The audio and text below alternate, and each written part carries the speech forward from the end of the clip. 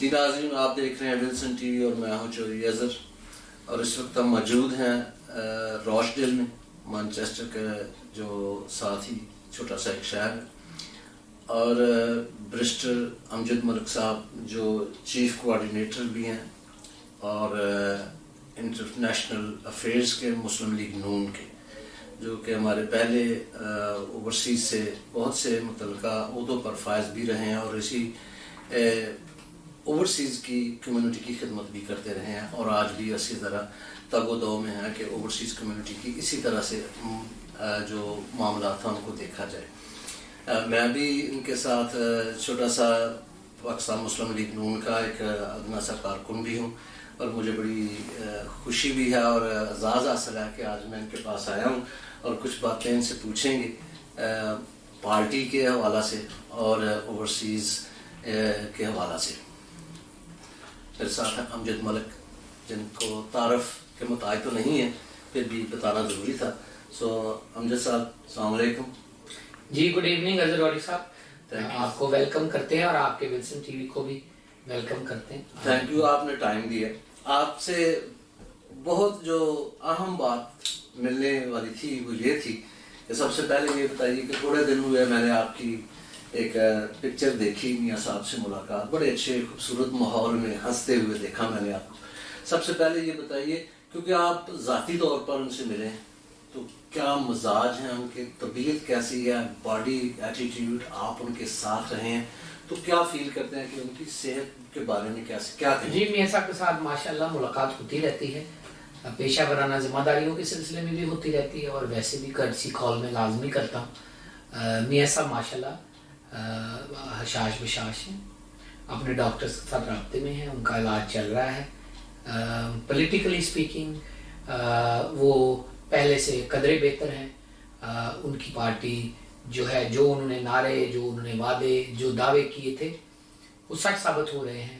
Legally speaking ان کا جو case ہے وہ تشت از بام ہو چکا ہے، آپ کے سامنے ہے، ویڈیوز، آڈیوز، پوری دنیا میں جو پاناما سے اقامہ تک کی جو سفر تھا اب جو ہے وہ ٹیبلائڈ کی سطح کے اوپر آ چکا ہے، اور لوگ سمجھتے ہیں کہ مس کیریج آف جسٹس ہوا اور میاں صاحب کے ساتھ زیادتی، اور زیادتی کا جو نتیجہ نکلا وہ یہ نکلا کہ ہم اکانومی جو ہے 0 پہ ہے اور جی ڈی پی نیچے ہے، ڈالر 176 پہ ہے، اور میاں صاحب جو ہے ہنس رہے ہیں کہ آپ مجھے نکال کے جو سیاسی جوکر لے کے آئے تھے اس نے ملک کی معیشت کا بٹا بٹھا دیا ہے اور تباہ کر دیا ہے۔ اب ان کو نہ راستہ مل رہا ہے اور نہ ہی ان کو یہ طریقہ ہی پتہ لگ رہا ہے کہ اس بمر سے پاکستان کو کیسے نکالا جائے۔ تو میاں صاحب از ریلیونٹ، میاں صاحب از ہیپی، اینڈ میاں صاحب جیسے ہم اردو میں کہتے ہیں کہ وہ سرخرو ہیں،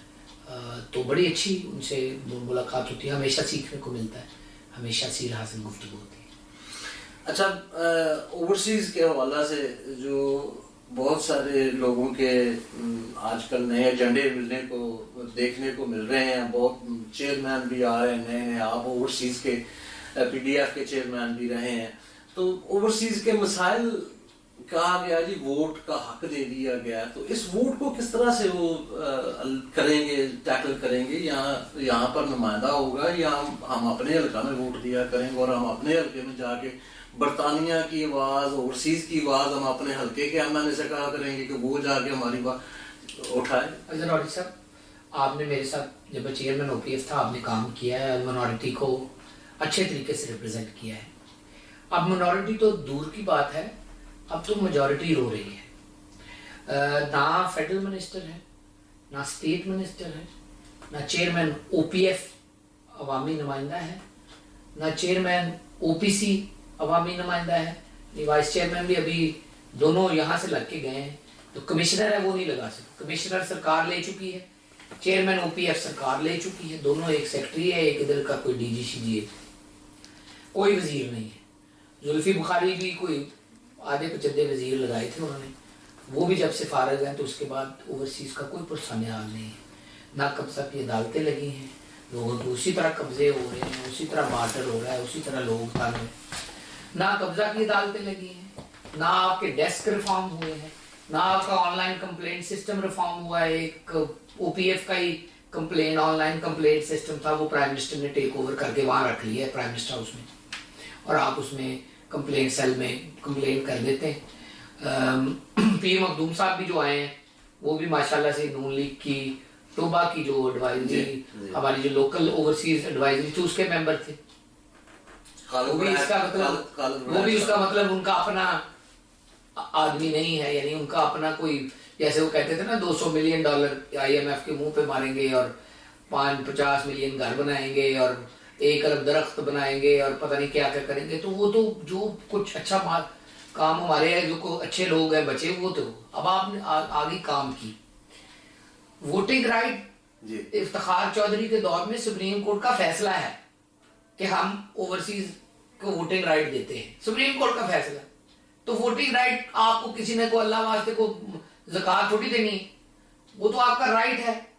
अब इसका इस्तेमाल कैसे करना है वो अभी तक वही है, जो गुल्ली फंसी हुई है वो इसी की वजह से है कि कैसे इस्तेमाल करना है। इलेक्शन कमीशन ने कभी भी इसको सपोर्ट नहीं किया। उसकी 3 वजूहात है। एक, आप यहां वोट डालेंगे, गल्फ वाले वोट नहीं डाल सकेंगे। 3-4 मिलियन लोग वोट नहीं डाल सकेंगे, 3-4 मिलियन वोट डाल सकेंगे।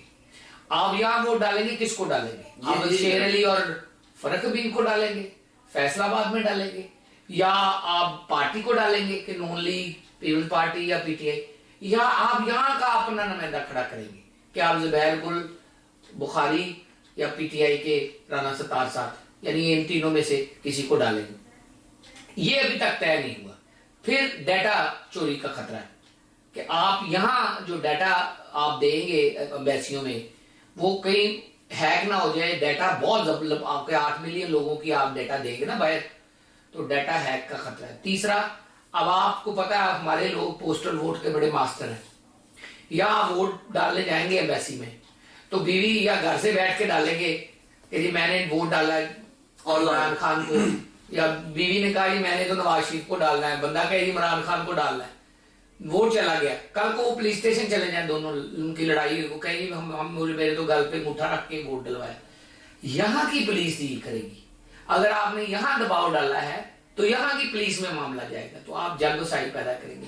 तीसरा, हमारी तादाद के मुताबिक पाकिस्तान की 25 के करीब मेंबर पार्लियामेंट सीटें बनती हैं। हमारी वो ड्राइव जो 25 की तरफ है, जो अफजल खान है हमारे, जो सजाद करीम थे, जो लॉर्ड वाजिद है, ये तादाद जो है अगर हम लोकल आपस में लड़ते रहे तो ये तादाद को जो है वो बढ़ने की बजाय वो हम इतना नीचे ले जाएंगे तो इसको भी खतरा पड़ जाएगा।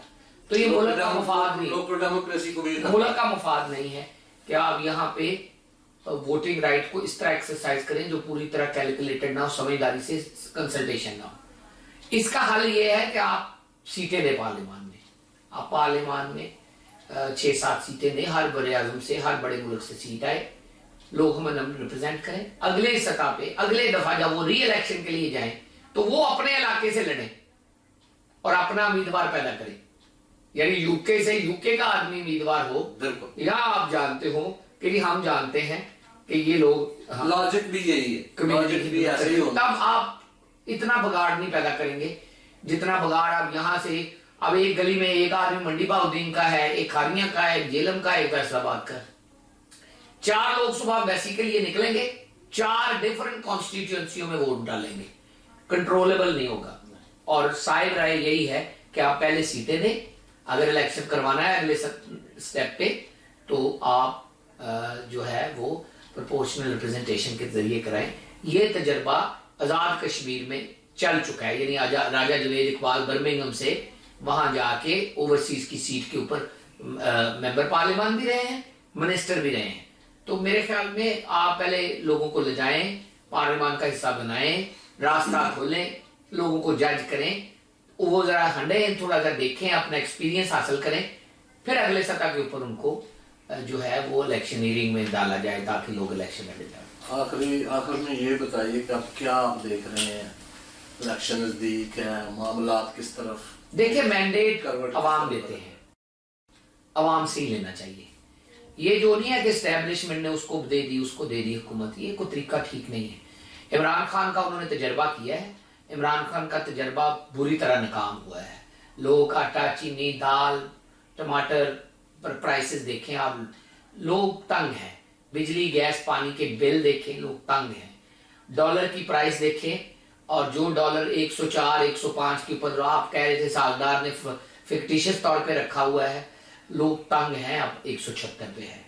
शहबाज शरीफ को रोते थे कि वो पानी में वो बड़े बूट पहन के खड़ा हो जाता है। अब मरी में आपने देख ही लिया कि रात 23 लोग गाड़ियों में बर्फ की वजह से मर गए, उनका कोई परेशानी हाल नहीं था। अगले दिन भी वो मीटिंग कर रहे थे, लोग मर चुके थे, वो अपनी पार्टी की मीटिंग कर रहे थे, चीफ मिनिस्टर। तो ये जो चीफ मिनिस्टर वसीम अकरम जूनियर जो आपके ऊपर मुसल्लत किया गया है, मेरे ख्याल में इससे ज्यादा कोई भी पार्टी, इससे ज्यादा घिनौना आपके साथ मजाक नहीं कर सकती कि आपने एक अनट्रेन्ड, अनस्किल्ड इंतजामिया, जिसके पास ना तजर्बा है, जिसके पास ना विजन है, जिसके पास ना मुआशी टीम है, उसको आपने पाकिस्तान के 200 मिलियन लोगों के ऊपर मुसल्लत कर दिया। मुराद सईद कहते थे कि 200 मिलियन डॉलर आएंगे और हम मुंह पे मारेंगे IMF के ऊपर, और बाकी जो बचेंगे उससे बाकी कर्जे उतारेंगे। तो इन्होंने IMF के ऊपर कर्जे का तो वो पैसे मुंह के ऊपर क्या मार रहे थे, उन्होंने पूरा स्टेट बैंक ही उठा के उनके मुंह पे मार दिया, जो मेरे ख्याल में पाकिस्तान की नेशनल सिक्योरिटी के लिए बहुत बड़ा खतरा है। एस्टेब्लिशमेंट सोचे कि वो जिस तरह इसको लेके आए हैं इमरान खान को, उसमें क्या पाकिस्तान की खिदमत हुई है। जिस तरह नवाज शरीफ साहब को पकड़ के निकाला है, उससे पाकिस्तान की क्या खिदमत हुई है। पाकिस्तान के लोग GDP 5.8 से अब नेगेटिव में हैं, तो क्या पाकिस्तान की खिदमत हुई है। नवाज शरीफ तो देर बदेर अपने मुल्क चला जाएगा, लेकिन पाकिस्तान का आपने क्या किया। आपके एटमी एहसासों वाला आप मुल्क हैं, इस तरह की इकोनॉमी में तो आप सर उठा के नहीं चल सकते। और बेगर्स कांट बी चूजी, जब आप फकीर होंगे तो कोई आपकी तरफ इज्जत से नहीं देखेगा। आप मांगने वाले के साथ भी कोई बार्टर करता है। तो मेरे ख्याल में ये सोचने वाली चीजें हैं। फौज के ऊपर, स्टैब्लिशमेंट के ऊपर, इन लोगों के ऊपर इल्जाम तो आ ही रहा है, तो वो ये देखे कि इल्जाम का जो दाग है कैसे धोना है। मुझे तो लगता है कि इलेक्शन सर पे हैं और इमरान खान साहब पुअरली परफॉर्म किया है। अब कोई आई डोंट नो क्या वो अपनी हैट से पिजन को निकालते हैं, कोई जादूगरी करते हैं, बड़े मशहूर हैं जादूगरी आजकल उनके, उनका ये भी एक आर्ट है उनके आर्सेनल में। मुझे नहीं लगता कि उनके पास कोई ऐसा तजर्बा, विजन, कोई टीम है कि वो इस बमर से इस कश्ती को निकाल पाएंगे। मुझे नहीं लगता किसी और के पास भी सरेदस्त को इस तरह का है। लेकिन यह है कि सागदार साहब ने प्रूव किया था मुआशी ब्रिलियंस। शहबाज शरीफ ने अपनी स्पीड से प्रूव किया था, वो पहुंचते थे पूरा पंजाब के 36 जिले, वो कंट्रोल में था उनके पंजाब। 9 साल वो बिला शिरकत गहरे पंजाब में वो हुक्मरान रहे हैं। 4-5 साल पीपल्स पार्टी के साथ 60-40 के फार्मूले पे भी उन्होंने काम किया है। कोई एक शख्स ये नहीं कह सकता कि शहबाज शरीफ के पंजाब कंट्रोल में नहीं था। तो अभी तो ये नहीं पता कंट्रोल किसके पास है। तो ये वो लम्हा फिक्रिया है जिसके ऊपर अरबाब इक़्तिदार को सोचना चाहिए। पाकिस्तान मुश्किल में है। जी नाज़रीन, आपने बैरिस्टर अमजद मलिक साहब की बातें सुनी, और रब यही है कि जो अब लम्हा फिक्रिया है, सोचना यही होगा कि आइंदा इलेक्शन और इलेक्शन के बाद क्या होगा, ये अब एक लम्हा फिक्रिया है। मुझे दीजिए इजाज़त, और फिर आइंदा दोबारा किसी वक्त कोशिश करेंगे अमजद मलिक साहब से इसी तरह की खूबसूरत बातें आप तक पहुँचाते रहें। देखते रहिए विल्सन TV। अल्लाह हाफिज़।